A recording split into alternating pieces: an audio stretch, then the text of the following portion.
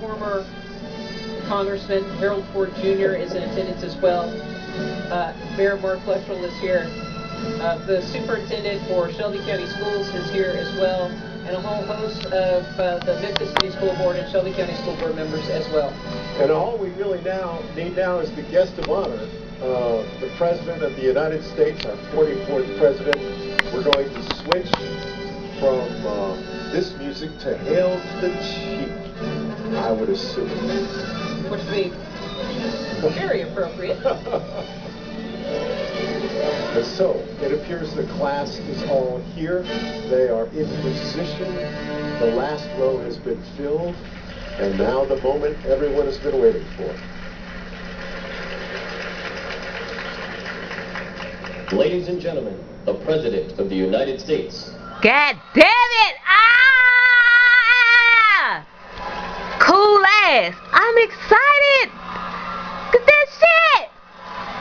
Ah. Okay. Calm it down, people. Calm it down. This shit.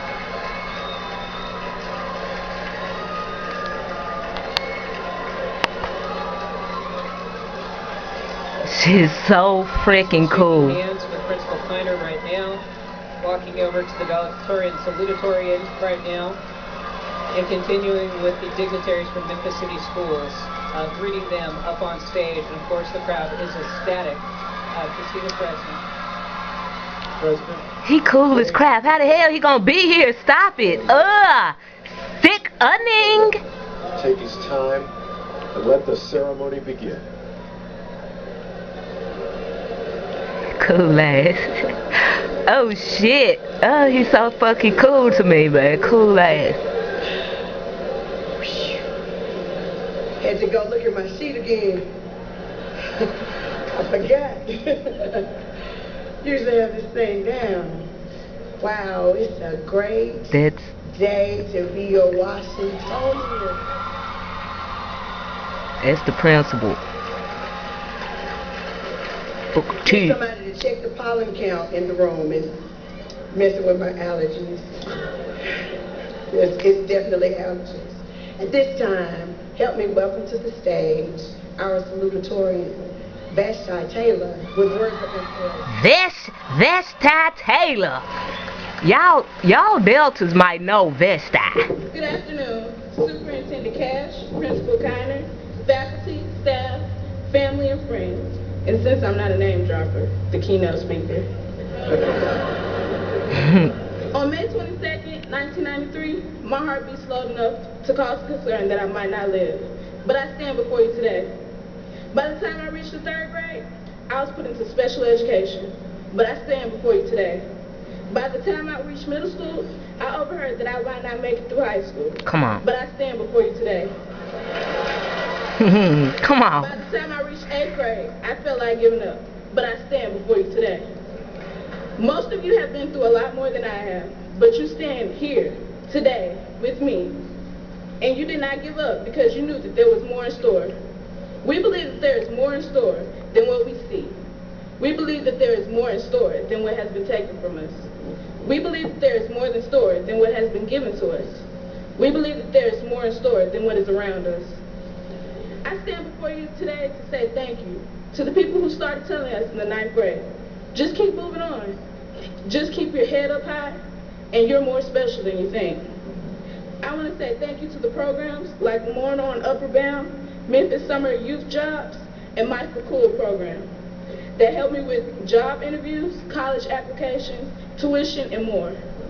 I want to say thank you to my church, Christ Missionary Baptist Church, pastored by the Reverend Dr. Gina Marcia Stewart, for encouraging words that touch my heart every time.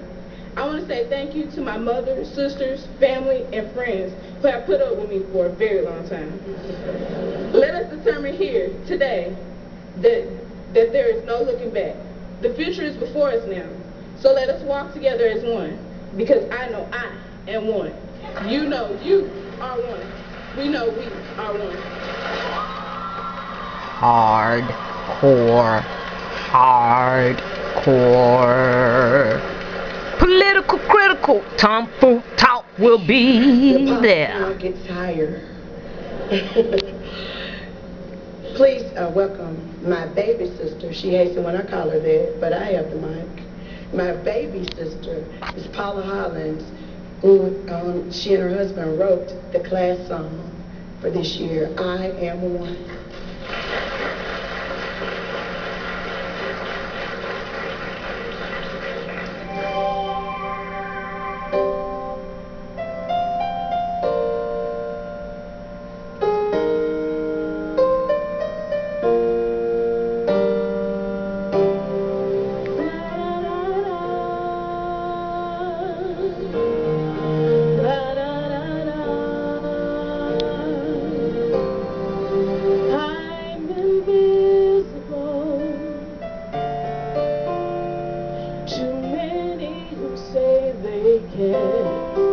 Why can't they see me?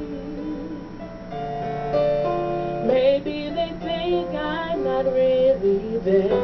Will somebody stand and take me by the hand to show me how to fly? Though the world can't see, there's so much more in me, I know it is. If I try, I am one that will, I must, I shall be all I was created to be. So I won't go down between the cracks. I need for you to believe in me. In me.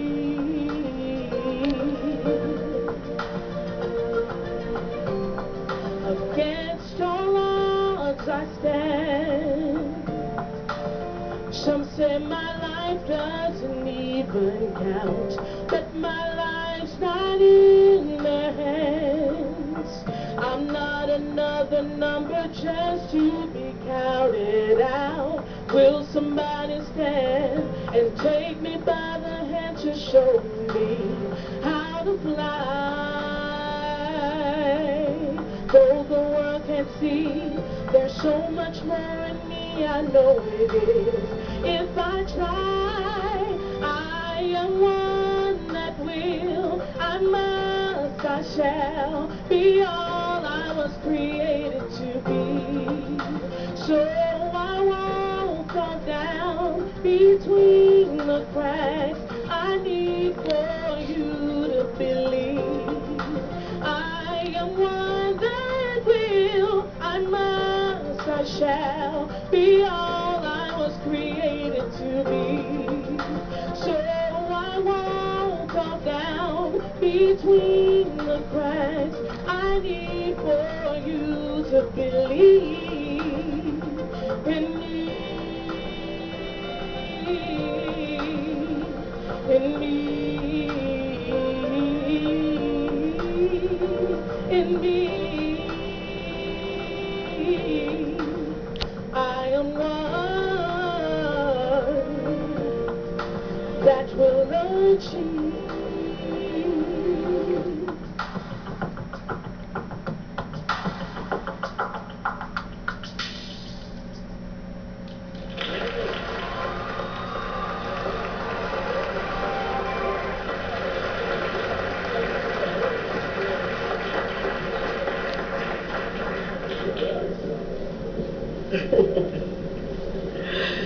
Please join me as the pollen gets thicker, even in the room, in welcoming our valedictorian, Miss Alexis Wilson, as she addresses the class.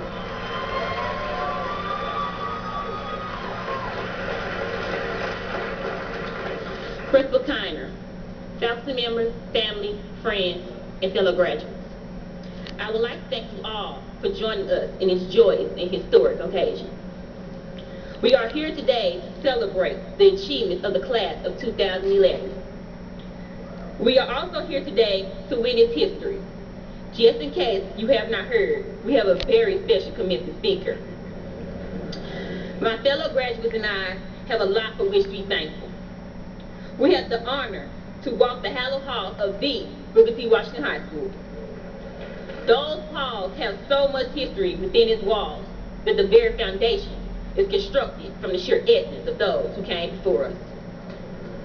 As seniors, we are looked up to by honor classes to pave a path so that then, when it's their time to make this voyage, the route will be easier to navigate. I would like to take this chance to say thank you to all the people who have helped on this mission for success. I would like to thank the people of Memphis and also everyone who voted for your support. I would like to thank the people of my school and after-school program that I have been a part of since the 11th grade. I would like to thank the teachers and the school staff for instilling in us qualities that go beyond academics and educating us in the ways of life. I would like to thank my family for always being supportive and always keeping me laughing. Life has never been a dull moment. To my parents, I thank you the most. To my mother for giving me life and always pushing me to take the extra mile. To my father, I thank you for having the same blank expression on your face since the day I was born. Although your expression was vacant, I have found so much meaning in your face. I have found myself. These last few months have been months spent in anticipation. We as a community have worked hard to ensure our spot in the limelight. From the first day of producing the challenge video, Booker T. Washington has become more than mere contest winners. We have become a beacon of hope for so many people who have lost their way and who have reached rock bottom. That's right. The school has become an indirect spokesperson for honor dogs all over the country. So many people have lost their hope, but we want those people to look at us and know, beyond the shadow of doubt, your past does not determine your future. Whatever future you desire is yours. You just have to put in the work. To the graduates, stand up and be recognized for your greatness. To the parents, give yourselves a round of applause for raising intelligent children. To our school family, know that your labor has not been in vain. A very wise man once said to the entire nation, yes, we can.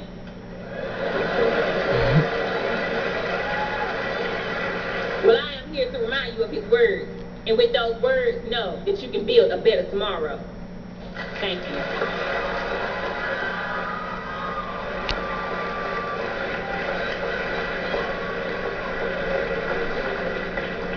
Somebody left the windows open. It's getting thicker and thicker. Please join me in welcoming the face from the video as he introduces our commencement speaker, Mr. Christopher Dean.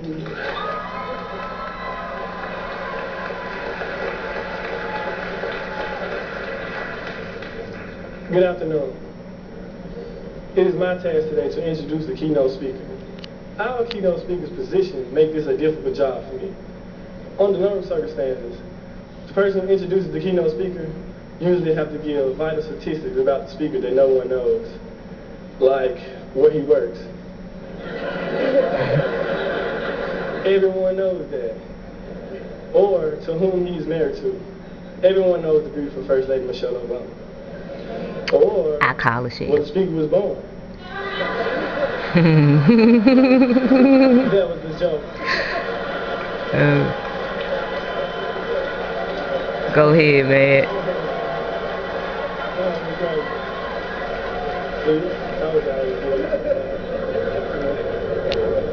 Maybe I should just tell what the speaker presence here today means to me.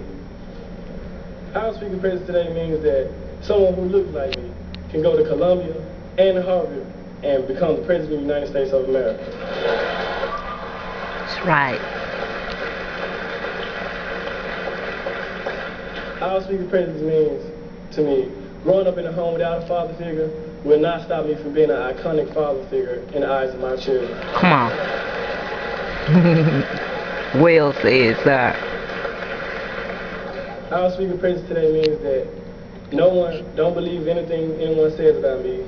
I know who I am. I am who God says I am. Come on. As long as I believe in myself, there are no limits. Our speaker presence means to me that Booker T. Washington was dead on when he said that character, not circumstances, makes the man. keynote speakers present today means that no matter how many students are relocated, my school, our school, will not be closed down. It's historical, baby. Before he got there, come on. Ladies and gentlemen, First black school in Memphis, Tennessee. Booker T. Washington High School, class of 2011, commencement exercise. The President of the United States. President. Heart is beating real fast right now. My heart is beating really, really fast right now. I think I might pass out.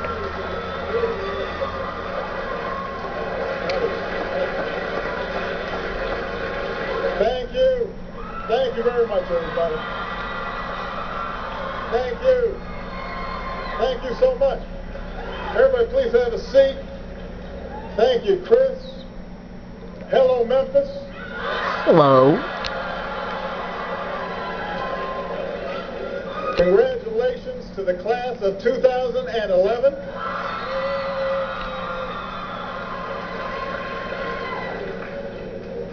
Now, I will admit, being president is a great job. I have a very nice plane. I have a theme song. But what I enjoyed most is having a chance to come to a school like Booker T. Washington High School and share this day with its graduates. So I could not be more pleased to be here. We've got some wonderful guests who are here as well, and I just want to make mention of them very quickly. First of all, the governor of Tennessee, Bill Haslam, is here. Please give him a big round of applause. Yeah. 3 outstanding members of the Tennessee congressional delegation, all of whom care deeply about education. Senator Bob Corker. He's alright. Alexander. He's alright. And Congressman Steve Cohen is here. Yeah, hell yeah. Cohen. You got one of Memphis' own former Congressman, Harold Folder Jr. is in the house. And the mayor of Memphis, A.C. Warden, is here. Please give him a big round of applause. I am so proud of each and every one of you. You're welcome. You made it, and not just through high school. You made it past Principal Kiner.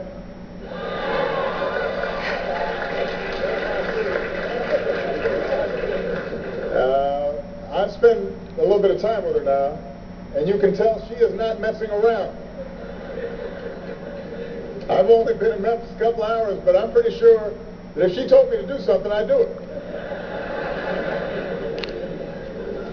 Then I had the chance to meet her mom and her daughter, Amber, a little while back, and we took a picture.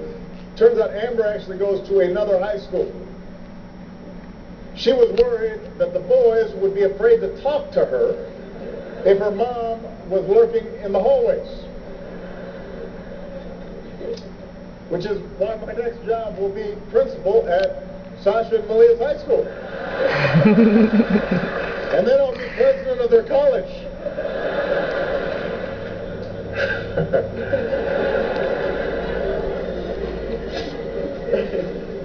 Let me also say to Alexis and Vashti, I heard that you were a little nervous about speaking today, but now I'm a little nervous speaking after you, because you both did terrific jobs.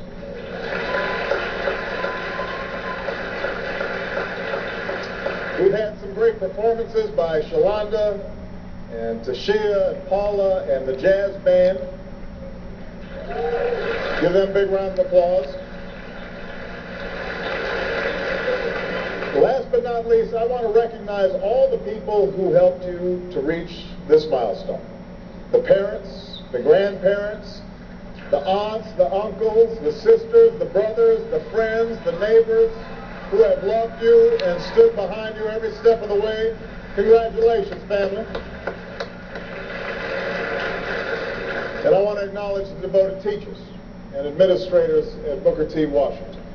who believed in you, who kept the heat on you,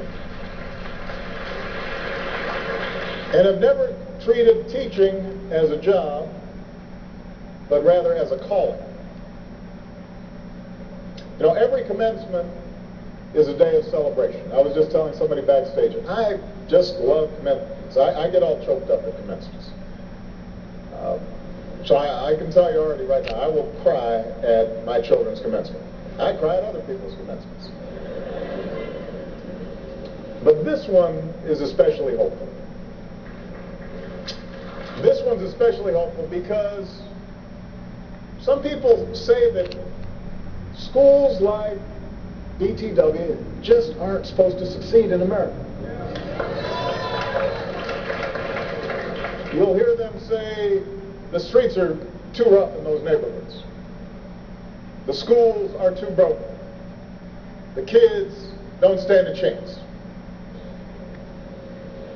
We are here today because every single one of you stood tall and said, yes, we can. Yes, we can learn. Yes, we can succeed. You decided you would not be defined by where you come from, but by where you want to go, by what you want to achieve, by the dreams you hope to fulfill. You know, just a couple of years ago, this was a school where only about half the students made it to graduation. For a long time, just a handful headed to college each year. But at Booker T. Washington, you changed all that. You created special academies for 9th graders to start students off on the right track. You made it possible for kids to take AP classes and earn college credits. You even had a team take part in robotics competitions so students can learn with their hands by building and creating. And you didn't just create a new curriculum, you created a new culture. A culture that prizes hard work and discipline. A culture that shows every student here that they matter and that their teachers believe in them. As Principal Kiner says, the kids have to know that you care before they care what you know.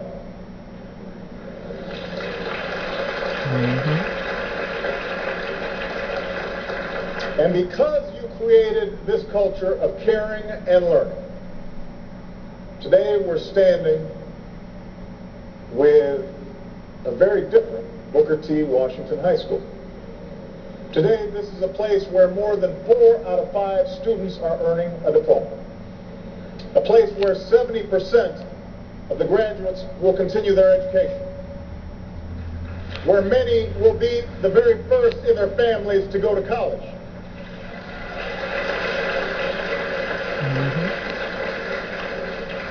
Today, Booker T. Washington is a place that has proven why we can't accept excuses, any excuses, when it comes to education.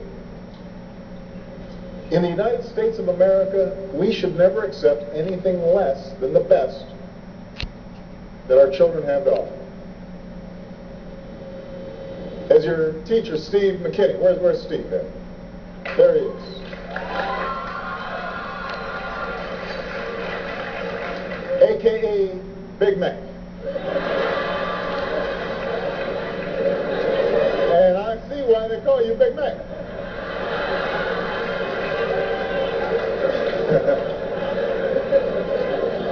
As Miss McKinney said in the local paper, we need everyone to broaden their ideas about what is possible.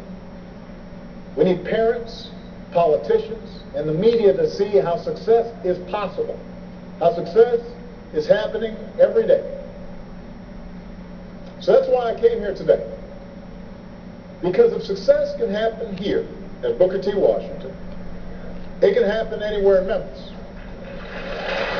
And if it can happen in Memphis, it can happen anywhere in Tennessee. And if it can happen anywhere in Tennessee, it can happen all across America.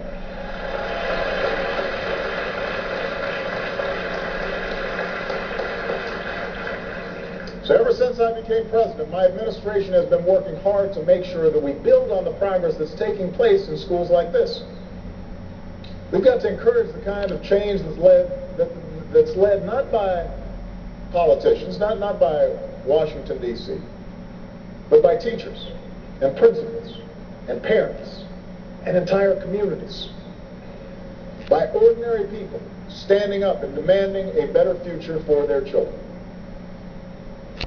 We have more work to do so that every child can fulfill his or her God-given potential. And here in Tennessee, we've been seeing great progress. Tennessee has been a leader. One of the first winners of the nationwide Race to the Top that we've launched to reward the kind of results you're getting here at Booker T. Washington. And understand, this isn't just an issue for me. I'm standing here as president because of the education that I've received. As Chris said, my father left my family when I was 2 years old. And I was raised by a single mom. And sometimes she struggled to provide for me and my sister. But my mother, my grandparents, they pushed me to excel. They refused to let me make excuses. And they kept pushing me, especially on those rare occasions where I'd slack off or get into trouble. They weren't that rare, actually. I'm sure nobody here has done anything like that. I'm so blessed that they kept pushing. I'm so lucky that my teachers kept pushing. Because education made all the difference in my life. The same is true for Michelle. Education made such a difference in her life. Now, Michelle's dad was a city worker, had multiple sclerosis, had to wake up every day, and it took him a couple hours just to get ready for work. But he went to work every day. Her mom was a secretary. Went to work every day and kept on pushing her, just like my folks pushed me. That's what's made a difference in our lives, and it's going to make an even greater difference in your lives. Not just for your own success, but for the success of the United States of America. Because we live in a new world now. It used to be that you didn't have to have an education. If you were willing to work hard, you could go to a factory somewhere and get a job. Those times are past. Believe it or not, when you go out there looking for a job, you're not just competing against people in Nashville or Atlanta. You're competing against young people in Beijing and Mumbai. That's some tough competition.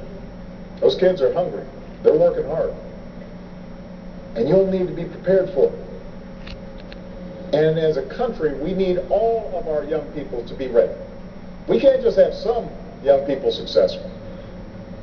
We've got to have every young person contribute, earning those high school diplomas and then earning those college diplomas or getting certified in a trade or a profession. We can't succeed without it. Through education, you can also better yourselves in other ways. You learn how to learn, how to think critically and find solutions to unexpected challenges. I remember we used to ask our teachers, why am I going to need algebra? Well, you may not have to solve for X to get a good job or to be a good parent, but you will need to think through tough problems. You'll need to think on your feet. You'll need to know how to gather facts and evaluate information. So, math teachers, you can tell your students that the president says they need algebra. Education also teaches you the value of discipline. That the greatest rewards come not from instant gratification, but from sustained effort and from hard work. This is a lesson that's especially true today. In a culture that prizes flash over substance, that tells us that the goal in life is to be entertained, that says you can be famous just for being famous. May you get on a reality show, don't know what you've done, suddenly you're famous. But that's not going to lead to lasting, sustained achievement. And finally, with the right education, both at home and at school, you can learn how to be a better human being. For when you read a great story, or you learn about an important moment in history, it helps you imagine what it would be like to walk in somebody else's shoes, to know their struggles. The success of our economy will depend on your skills, but the success of our community will depend on your ability to follow the golden rule, to treat others as you would like to be treated. We've seen how important this is even in the past few weeks as communities here in Memphis and all across the South have come together to deal with floodwaters and to help each other in the aftermath of terrible tornadoes. All of these qualities, empathy, discipline, the capacity to solve problems, the capacity to think critically, these skills don't just change how the world sees us, they change how we see ourselves. They allow each of us to seek out new horizons and new opportunities with confidence, with the knowledge that we're ready, that we can face obstacles and challenges and unexpected setbacks. That's the power of your education. That's the power of the diploma that you received today. And this is something that Booker T. Washington himself understood. Think about it. He entered this world a slave on a southern plantation. But he would leave this world as the leader of a growing civil rights movement and the president of the world-famous Tuskegee Institute. Booker T. Washington believed that change and equality would be won in the classroom. So he convinced folks to help him buy farmland. Once he had the land, he needed a school. So he assigned his first students to actually build the chairs and the desks and even a couple of the classrooms. You thought your teachers were tough. Booker T. Washington ran a tight ship. He'd ride the train to Tuskegee and scare some of the new students. This is before YouTube and TMZ, so the kids didn't recognize him. He'd walk up to them and say, "Oh, you're heading to Tuskegee. I heard the work there is hard. I hear they give the students too much to do. I hear the food is terrible. You probably won't last 3 months." But the students would reply, they weren't afraid of hard work. They were going to complete their studies no matter what Booker T. Washington threw at them. And in that way, he prepared them, because life will throw some things at you. Truth is, not a single one of the graduates here today has had as easy. Not a single one of you had anything handed to you on a silver platter. You had to work for it. You had to earn it. And most of all, you had to believe in yourselves. I think of Chris's stories and what he's faced in his life.